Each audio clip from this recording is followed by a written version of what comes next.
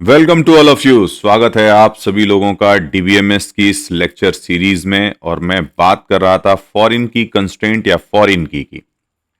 ठीक है, तो कहानी कुछ इस तरीके से चल रही थी, आगे धीरे धीरे बढ़ रही है, जहां पर हम बात कर रहे हैं फॉरेन की को कैसे लगाया जाता है।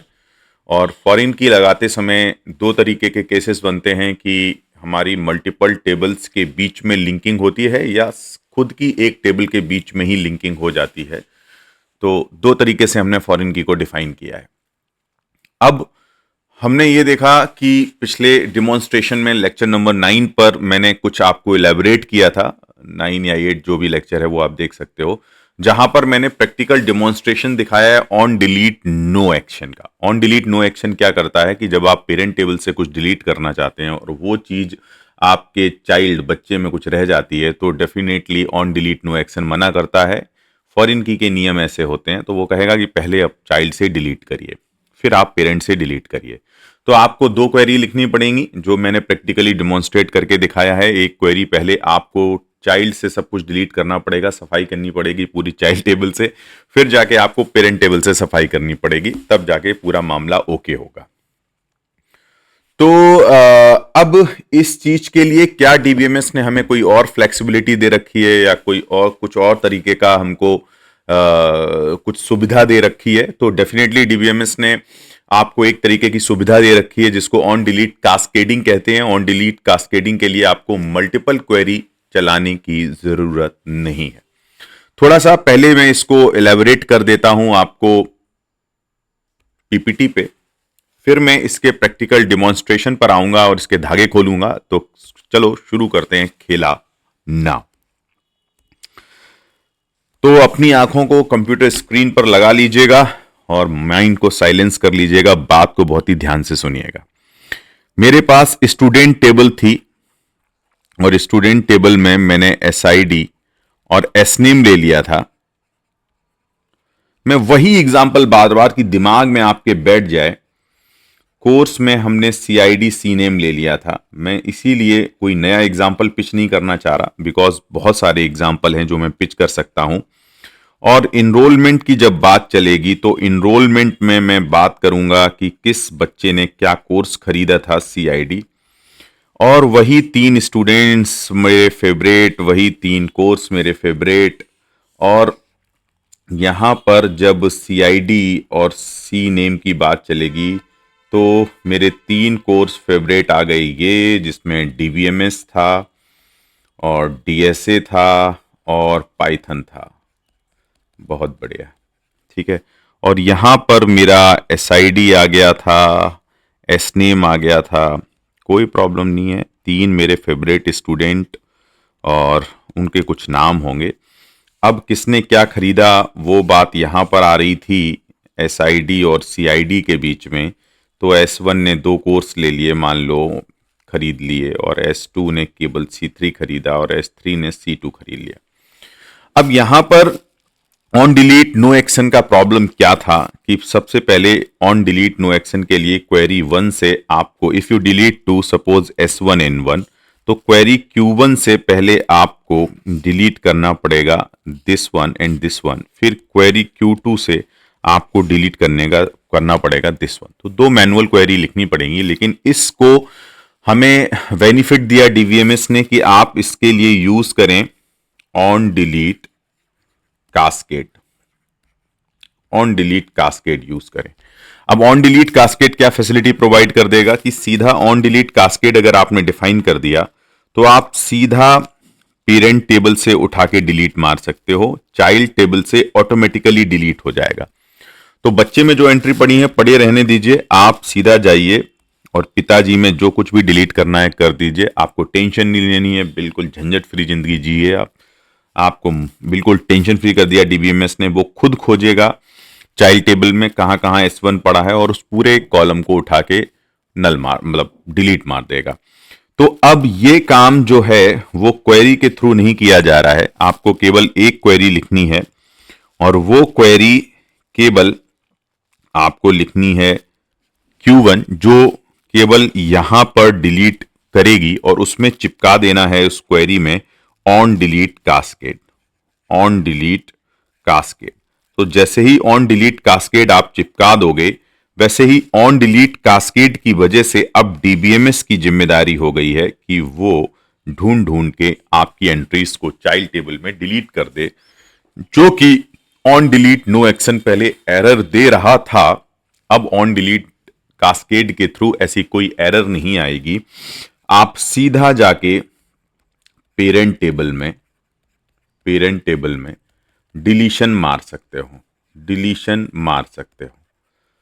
डिलीशन कर सकते हो। तो अब आपको झंझट नहीं है, ठीक है।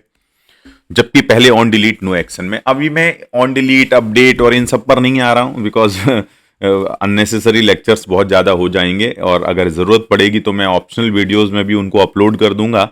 फिलहाल मैं मैंडेटरी कॉन्सेप्ट्स को ही डिस्कस करना चाह रहा हूं, और ये ऑप्शनल वीडियोस बिल्कुल नहीं है। जो आपके डेमोन्स्ट्रेशन भी हैं ये मैंडेटरी हैं आपको देखना, क्योंकि अगर आपको डीप क्लैरिटी चाहिए और पूरी तरीके से क्वेश्चन को बना के आए आप गेट एग्जाम में, तो इसके लिए आप ज़रूर देखिएगा ये सब। अब चलो मैं आपको लाइव डिमॉन्स्ट्रेट करके दिखाता हूं इन्हीं तीनों एग्जाम्पल से। सेम चीज रहेगी कि एक हमारे भाई साहब स्टूडेंट टेबल रहेंगे, एक हमारा इनरोलमेंट रहेगा, कोर्स रहेगा, कुछ entries 3 favourite student, 3 favourite course, और कुछ बच्चों ने कुछ कोर्स खरीदे। तो लौट के आते हैं, ठीक है। और अभी आपको ले चलते हैं सीधा दर्शन कराने डीबीएमएस के। मैंने ऑलरेडी एक टेबल बना के रखी कि आपका समय खर्च ना हो, वरना मैं क्रिएट करता। तो मैं एक बार इनको पढ़ के बता दे रहा हूं। ये देखो भाई साहब, स्टूडेंट टेबल है, इनका पहला कॉलम एसआईडी है, वेर केयर आप जानते ही बड़ा ही फेमस, जिसमें कुछ भी घुसेड़ सकते हैं आप। प्राइमरी की स्मॉल या लेटर में, कैपिटल लेटर में कुछ भी लिख दो, केस सेंसिटिव नहीं होती है एसक्यूएल। प्राइमरी की बना दिया मैंने एसआईडी को, और एस नेम दूसरा कॉलम है जो कि रिपीटेड हो सकता है। सेमी कॉलन इसलिए मारा क्योंकि मैं मल्टीपल टेबल को एक ही जगह क्रिएट कर रहा हूं, एक ही प्रॉम्प्ट पे क्रिएट कर रहा हूं, ठीक है, इसलिए एक ही जगह पे। अब दूसरा मैंने कोर्स लिया, कोर्स में मैंने पहला कॉलम सीआईडी लिया, जिसको बना दिया मैंने प्राइमरी की, और फिर मैंने सी नेम बना दिया, और सी नेम में दूसरा कॉलम है जो आप जानते ही हैं कोर्स में, ठीक है, और जो रिपीट हो सकता है या नहीं हो सकता वो प्रॉब्लम नहीं है, बट एक प्राइमरी की मैंने बना दी। अब क्रिएट टेबल में मैं इनरोलमेंट पे गया। इनरोलमेंट में एसआईडी इसलिए आपको मल्टीपल टाइम्स बताया, नहीं बना सकते प्राइमरी की, सीआईडी नहीं बना सकते, 2 केवल कॉलम लिए हैं।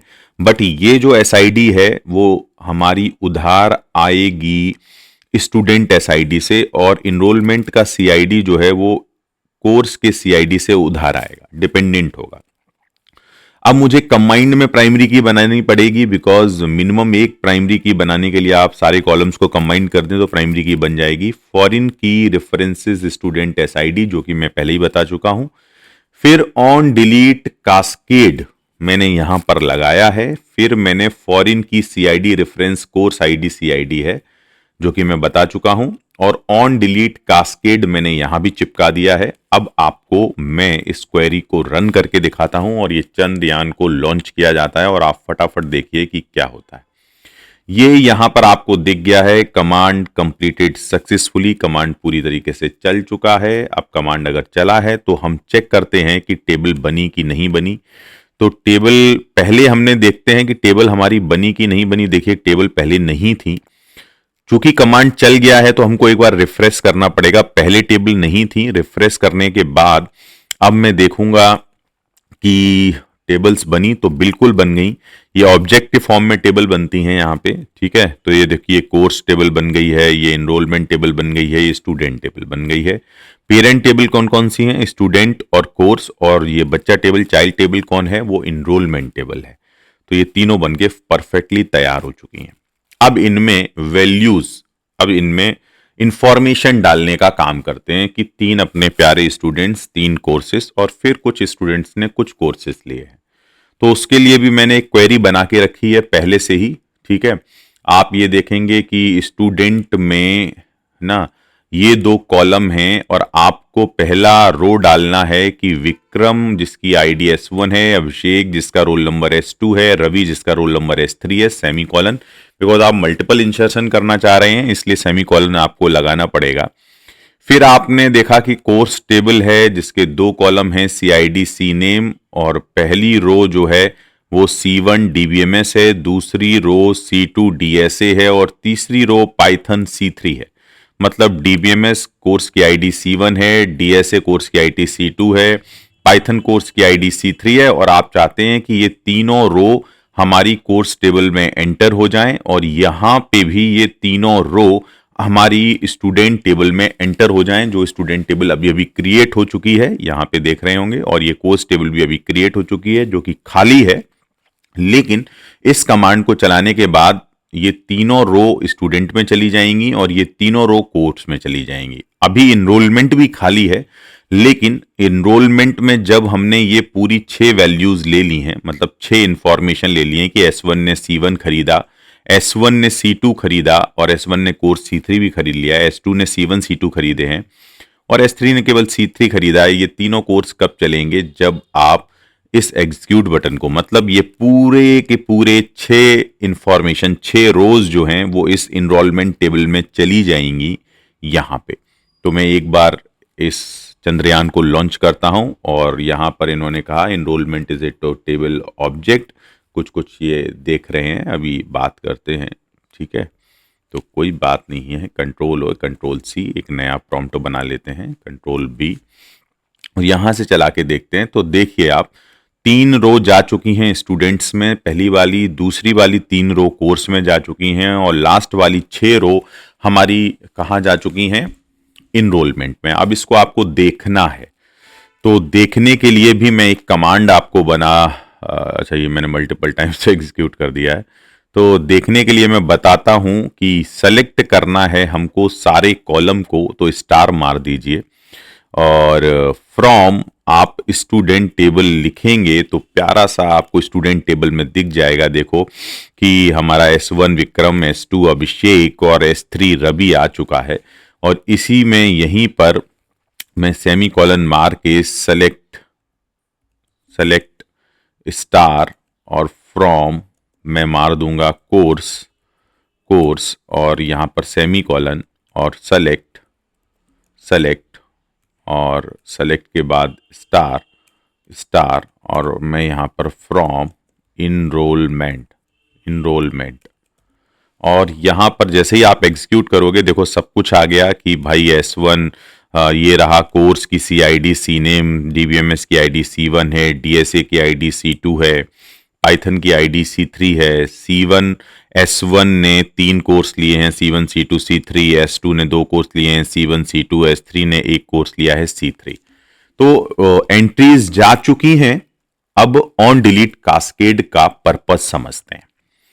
अब मजे की बात यह है कि अगर ऑन डिलीट नो एक्शन लेते और मैं ये कहता कि डिलीट फ्रॉम स्टूडेंट, ठीक है, और for example where SID equal to S1, अगर जब आपने ये किया था तो आप उस वीडियो को देखेंगे जाके, तो यहां पर एरर आई थी कि भैया हम नहीं करने देंगे पेरेंट टेबल से डिलीशन, बिकॉज चाइल्ड टेबल में एंट्रीज रह जा रही हैं S1 की, तो इसलिए पहले आप चाइल्ड टेबल से डिलीट करो। लेकिन यहां पर देखते हैं कि ऑन डिलीट कास्केड की वजह से क्या हमको कोई हेल्प मिलती है या नहीं मिलती है। तो ऑन डिलीट कास्केड हमने लगा के रखा था, सो लेट्स स्टार्ट, और मैंने जस्ट देखा कि यहाँ पे incorrect sitting near student form लिख दिया है मैंने फ्रॉम की जगह, तो फ्रॉम लिख देते हैं। अब ठीक है, वेयर SID इक्वल टू, और जस्ट मैंने चला के देखा तो भाई साहब यहाँ पर कोई एरर नहीं आई है, 1 रो प्रॉपरली अफेक्टेड हो चुकी है, 1 रो प्रॉपरली अफेक्टेड हो चुकी है। इसको मैं देखना चाहूंगा कि देखते हैं, लेट्स सी कि स्टूडेंट टेबल में क्या S1 हटा। तो एक बार मैंने इस कमांड को चलाया और देखिए आप S2 अभिषेक, S3 रवि, यानी रवि जिसका रोल नंबर S3, यानी विक्रम जिसकी ID S1 थी, वो कंप्लीटली डिलीट हो चुका है हमारी स्टूडेंट टेबल में, जो कि ऑन डिलीट नो एक्शन में नहीं हो पा रहा था। तो आपने डिफरेंस देखा, लेकिन अभी पिक्चर बाकी है, अभी एक धमाका बाकी है। धमाका ये है कि क्या S1 की सारी एंट्री हमारे इनरोलमेंट टेबल से ऑटोमेटिकली डिलीट हुई या नहीं हुई, क्योंकि इससे हमको ये तो पता लग गया कि पेरेंट टेबल स्टूडेंट में हमारा विक्रम स्टूडेंट की आइडेंटिटी या रो पूरी तरीके से डिलीट हो चुकी है, लेकिन क्या ये हमारी चीज इनरोलमेंट में भी डिलीट हुई है? तो एक बार तैयार हो जाएं अपनी दिलों को थाम के, और जस्ट अगर चेहरे पे स्माइल आ जाए तो थैंक यू जरूर बोलिएगा। और देखते हैं कि इनरोलमेंट में सब कुछ गया कि नहीं गया, यानी S1 की सारी एंट्री स्टूडेंट से गई कि नहीं गई। और भाई ये देखिए S2C1, S2C3, S3C3 यानी S1 की सारी एंट्री ऑलरेडी डिलीटेड हो चुकी हैं। कहां पे? चाइल्ड टेबल में, और जिसको DBMS ने डिलीट किया है ड्यू टू कास्केडिंग। यही ऑन डिलीट नो एक्शन नहीं करता था, आपको अलग से क्वेरी चलानी पड़ती थी। और अब केवल एक क्वेरी, केवल ये क्वेरी Q1, अगर मैं इसको सिंपल से क्वेरी बोलूं तो ये केवल हमारी क्वेरी Q1 है। एक क्वेरी Q1 से आपका काम चल गया, और पेरेंट और चाइल्ड दोनों टेबल में डिलीशन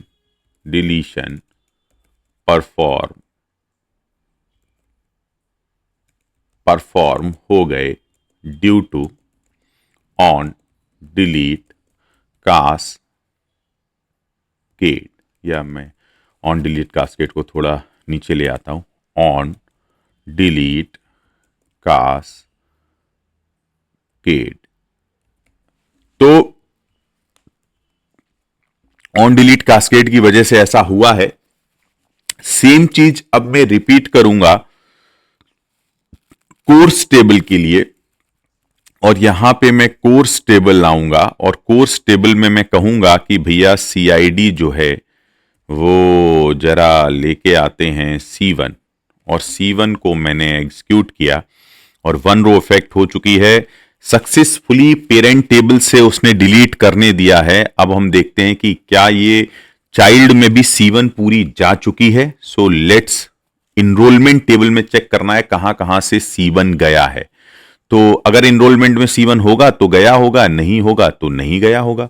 ठीक है, तो इनरोलमेंट यहां पर हम इनरोलमेंट टेबल, इनरोलमेंट थी ऑलरेडी, और ये मैं इनरोलमेंट को लेके आया और इनरोलमेंट में देखा तो भाई साहब C1 जो S2 ने C1 कोर्स खरीदा था वो हट चुका है पूरी तरीके से, और वो ऑन डिलीट कास्केड की वजह से हुआ है। और अभी हम कोर्स में भी चेक कर लेते हैं कि क्या हमारा जो ऑन डिलीट का मतलब क्या हमारे चाइल्ड पेरेंट टेबल कोर्स से भी C1 डिलीट हुआ। तो देखो भाई DSA और पाइथन कोर्स रह गए हैं, but DBMS course successfully delete हो चुका है।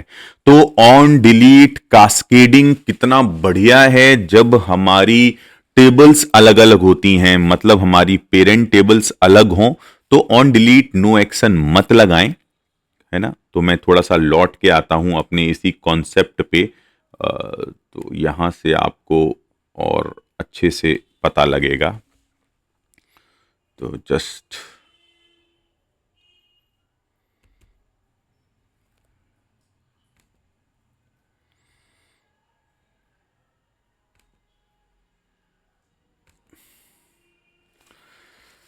तो ये सारी कहानी हम इसलिए कर रहे थे बिकॉज ऑन डिलीट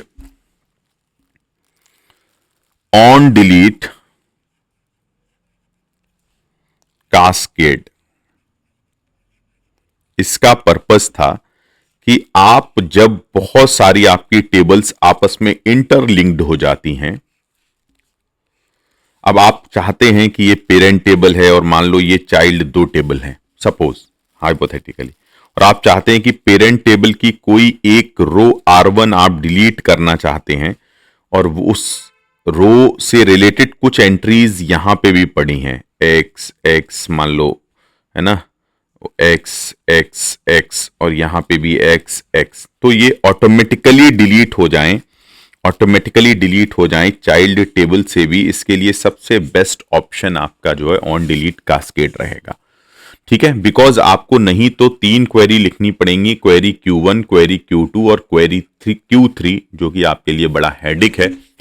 अब ये प्रॉब्लम ऑन डिलीट कास्केड की कहां पे एक भयंकर प्रॉब्लम बन जाती है। आपका सॉल्यूशन देने की जगह आपका बैंड भी बजा सकती है। बैंड कैसे बजाएगी वो अभी मैं बात करूंगा कि ऑन डिलीट कास्केड कहां पे समस्या खड़ी कर सकता है। तो ऑन डिलीट कास्केड यहां पे समस्या खड़ी कर सकता है कि फॉर एग्जांपल मैं अगर आपको ये बात करूं मैनेजर टेबल की, तो मैनेजर टेबल में मैं ले लेता हूं सपोज एम्प्लॉय आईडी और इसका कौन सा मैनेजर आईडी होगा लाइक दैट। और यहां पर अगर मैं इस टेबल में सिंपली 2 कॉलम क्रिएट करूं कि एम्प्लॉय आईडी यहां पर ले लेता हूं और मैनेजर आईडी यहां पर ले लेता हूं, और एम्प्लॉय इवन का मैनेजर नल है और E2 एम्प्लॉय ले लेता हूं, E3 एम्प्लॉय ले लेता हूं, E4 एम्प्लॉय ले लेता हूं, और इसको E1 सुपरवाइज कर रहा है, इसको E2 सुपरवाइज कर रहा है, इसको E3 सुपरवाइज कर रहा है। और मान लो मैंने यहां पर लगा दिया है on delete cascade.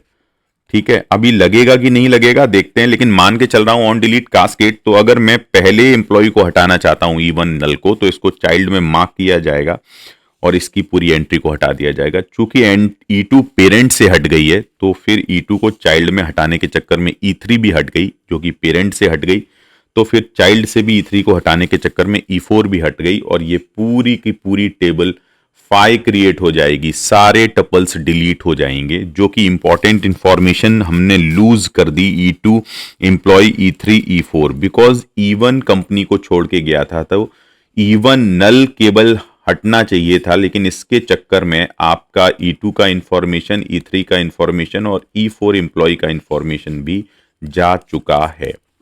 So that is the problem यहां पर जो आपको देखने को मिलेगी ऑन डिलीट कास्केडिंग की, कि जब आप सेल्फ रेफरेंशियल टेबल पर आओगे तो वहां पर ऑन डिलीट कास्केड से आपको सजग रहना पड़ेगा, अवेयर रहना पड़ेगा। क्या ऑन डिलीट कास्केड वहां पे ऑप्शंस प्रोवाइड कर पाएगा कि नहीं कर पाएगा, वो चीज भी देखेंगे।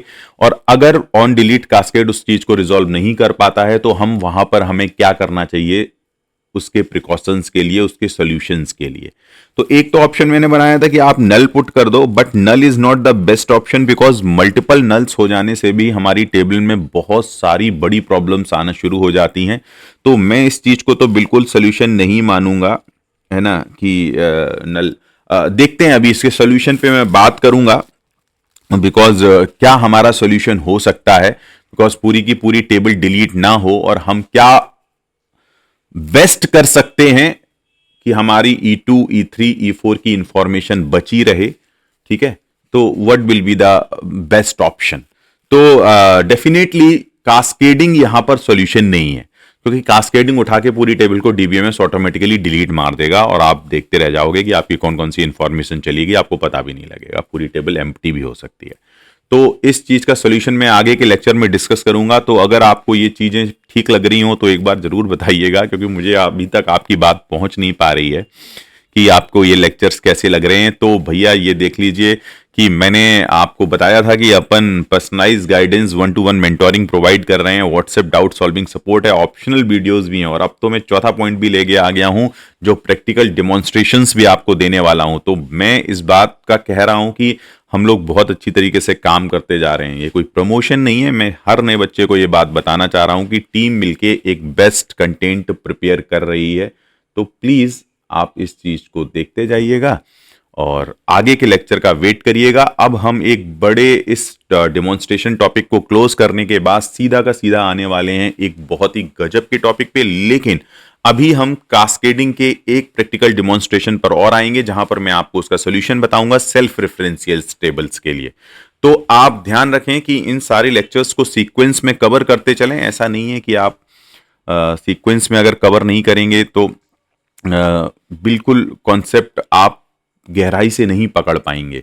इसलिए अगर पूरी गहराई से कॉन्सेप्ट को पकड़ना है तो आप DBMS में आपको क्वेरी आती हो ना आती हो, आपको माइक एसक्यूएल सर्वर इंस्टॉल करना आता हो नहीं आता हो कोई फर्क नहीं पैदा, आप बस क्वेरी के सिंटेक्स देखिएगा कितने प्यारे लिखे हैं कि किसी गांव वाले को भी समझ में आ जाएगी। इंसर्ट हो रहा है, क्रिएट टेबल हो रही है, फॉरेन की प्राइमरी की बन रही है, फॉरेन की बन रही है, सब कुछ इतना अच्छे से प्रोग्रामर्स जब जो प्रोग्रामिंग बनाते हैं लोग वो इतना ध्यान रखते हैं कि किसी भी कॉमन यूजर को ये चीजें समझ में आनी चाहिए। तो वहां से ये चीजें आपको समझ में आएंगी। वेर कैर का मतलब वेरिएबल कैरेक्टर, मतलब आप कुछ भी कॉम्बिनेशंस ले सकते हो। तो ये सिंपल सिंपल सी चीजें हैं, बहुत कॉम्प्लिकेटेड हम बना के रखते हैं अपने अंदर, इतना कॉन्फिडेंस पैदा नहीं कर पाते कि यार अगर हम थोड़ा सा पेशेंसली बिल्कुल ध्यान लगा के अगर पढ़ना शुरू करें तो हमको चीज़ें समझ में आती हैं, कनेक्ट होती हैं। और कुछ भी ऐसा रॉकेट साइंस कहीं भी नहीं लगा रखा है। अगर कोई आदमी मैकेनिकल समझ सकता है तो सीएस भी समझ सकता है। मतलब सब कुछ लॉजिक ही है। लॉजिक है तो लॉजिक मैकेनिकल में भी लगता है, सीएस में भी लगता है, हर जगह लॉजिक लगता है। तो आज का लेक्चर मैं यहीं पे क्लोज करता हूं। तो मिलते हैं नेक्स्ट लेक्चर पर, जहां पर मैं सेल्फ रेफरेंशियल टेबल्स के लिए सॉल्यूशंस बताऊंगा कि कास्केडिंग अगर प्रॉब्लम है तो हमें क्या करना चाहिए। और वो सॉल्यूशन को आप देखिएगा, आपको इतना मजा आएगा और आपके कॉन्सेप्ट इतने अच्छे तरीके से क्लियर होंगे। और फिर अगर आप तब गेट की प्रॉब्लम्स को अटेम्प्ट करने जाओगे पूरी तरीके से इमेजिन और विजुलाइज कर पाओगे प्रॉब्लम्स को। अभी तो विजुलाइजेशन हो ही नहीं पाता है बच्चों का। तो आज के लेक्चर के लिए थैंक यू सो मच। शब्बा खैर, बाय बाय।